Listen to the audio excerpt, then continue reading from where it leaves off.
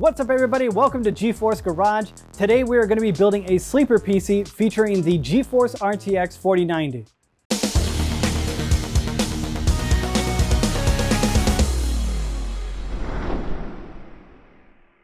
So it's a new year, so I thought why not a new personal build? And we're going for a little bit of nostalgia here.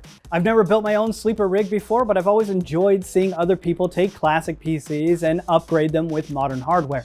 Initially, I wanted the compact Presario, the one with the pop-out CD holder on the front, because that's the one I had when I became a PC gamer. However, while researching, I remembered that eMachines used to have a deal where every 2 years you could pay $99 to upgrade to the latest and greatest, and they always had this sticker on the front that said never obsolete. And I thought it would be great to make that true once again. That's when I came across this guy, the eMonster, their gaming edition. As soon as I saw it, I bought it and started this project. So what are the parts that are going to be going inside of it? We started off with an i7-13700K. I would have gone with the i9, but I didn't think that I'd be able to get rid of all the heat inside of this case. That's going to be going on to an ASUS B660i ITX motherboard. I like this one because it has a ton of features and it still has a slim design. We're going to put in 32 gigs of RAM, which is significantly more than the 64 megabytes that this computer originally came with. We have a 2 terabyte M.2 drive from Western Digital. Going to be plenty of space to install the games I want. And of course, we'll be using our flagship GPU, the GeForce RTX 4090, powered by a 1000-watt PSU. We're stuffing the case full of Noctua industrial fans to move a lot of air because we're going to be water cooling the CPU using parts from EKWB. And lastly, all of this is going to be going inside of the eMonster 500A from 1999. So let's get to building.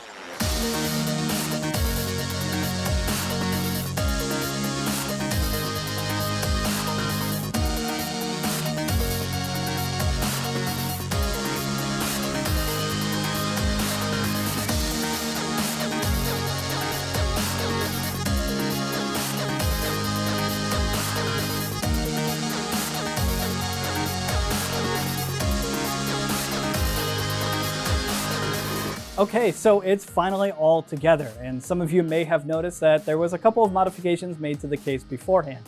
I did have to cut a couple of extra holes to allow more airflow, so there's a 120mm hole off to the side and one in the back, and 2 additional 140mm holes on the bottom, which did destroy the bottom of the case, so I couldn't use the original feet anymore, but I designed and 3D printed a new base to make it flat and epoxied new feet onto it.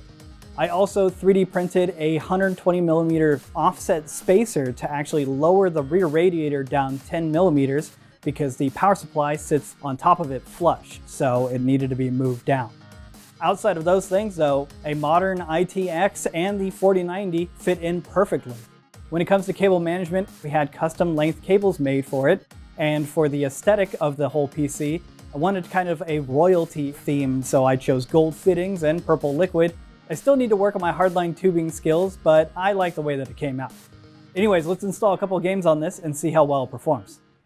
I loaded Portal with RTX, but Shadowplay couldn't capture my FPS counter. However, I was seeing around 110 FPS at 4K with max settings. Over in Warhammer 40K Darktide at 4K with ultra settings and ray tracing, I was seeing about 140 frames per second. And lastly, over on Witcher 3 with the recent 4.0 patch that brought in ray tracing at 4K and everything set to ultra, we're capping the game at 120 FPS. And thanks to our water cooling and industrial fans from Noctua, our internal temps during the entire time testing was around 70 degrees Celsius. Well, there you have it. This whole project turned out much better than expected. My only regret is that I couldn't keep the floppy drive working so I could play DuckTales again. Thanks to our friends over at Intel and EKWB for providing parts for this build. And if you guys would like to see me work on another sleeper build, let me know in the comments down below, and I'll see you for the next one.